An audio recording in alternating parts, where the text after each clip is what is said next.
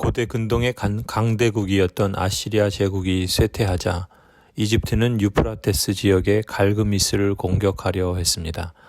애굽 왕 느고는 아시리아를 쳐서 팔레스타인에 대한 지배권을 회복하고 그 지역의 패권을 잡기 위해 유프라테스 강 하수로 올라갔습니다.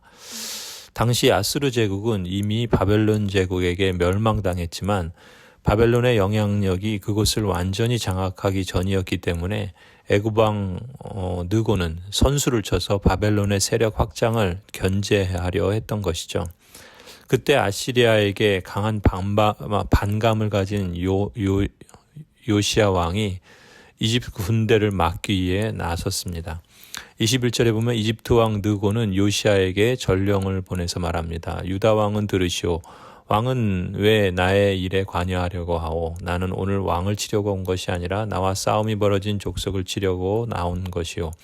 하나님께서 나에게 속히 가라고 명하셨소. 그러나 하나님이 나와 함께 계시오. 하나님께 멸망을 당하지 아니하려거든 하나님을 거역하는 이 일을 어서 멈추시오. 22절에 보면 그러나 요시야는 그에게서 돌이켜 되돌아가지 않고 느고와 싸우려고 변장까지 합니다. 요시야 왕은 이집트가 갈그미스로 가는 것이 하나님의 뜻인 줄 모르고 무기뚜에서 이집트 군대와 격돌합니다. 그리고 그 전쟁에서 요시야 왕은 큰 부상을 입게 되고 결국 예루살렘으로 돌아와서 숨을 거두게 됩니다.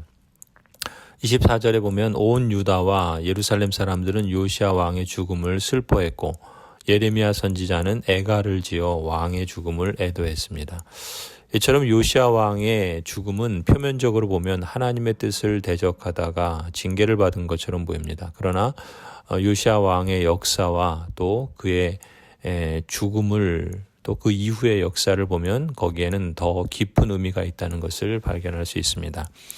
요시야 왕의 죽음은 하나님께서 여선지자 훌다를 통해서 이미 계시하신 예언의 성취였다라는 점입니다.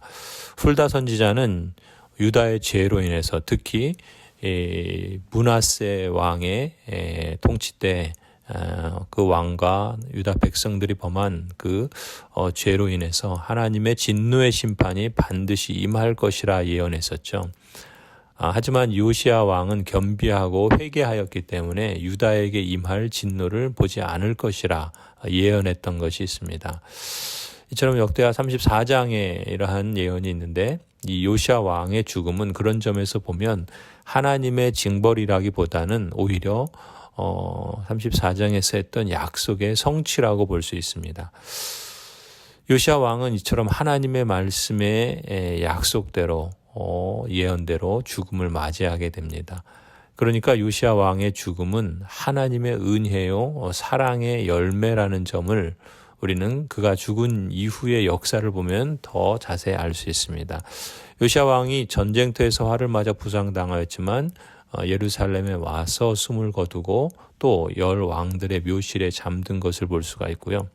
또한 유다를 향한 하나님의 모든 재앙을 이로써 요시야 왕은 직접 보지 않게 되는 것도 하나님의 말씀대로였습니다. 왕으로서 자기 백성에게 여호와의 진노가 임하여서 이방 나라에 짓밟히는 것을 보는 것은 어찌 보면 더 죽음보다 더한 고통일 수밖에 없는 것이었을 겁니다. 죽음도 과연 축복이 될 수 있는가? 세상의 상식으로는 죽음이 두렵고 내키지 않는 일이지만 하나님의 약속의 성취로서 맞이하는 성도의 죽음은 우리의 마음과 생각을 초월하시는 하나님의 은혜요. 우리를 향한 하나님의 사랑의 열매임을 깨닫게 됩니다. 죽음을 이기시고 몸과 영혼이 영원토록 하나님의 생명을 누리도록 우리를 사랑하시는 하나님의 은혜와 사랑에 감사하며 오늘도 그 소망 중에 주님을 찬송합니다. 코로나로 인한 두려움보다 주님의 은혜와 사랑으로 인한 감사와 찬송이 여러분의 삶에 풍성한 하루가 되기를 간절히 축원합니다. 아멘.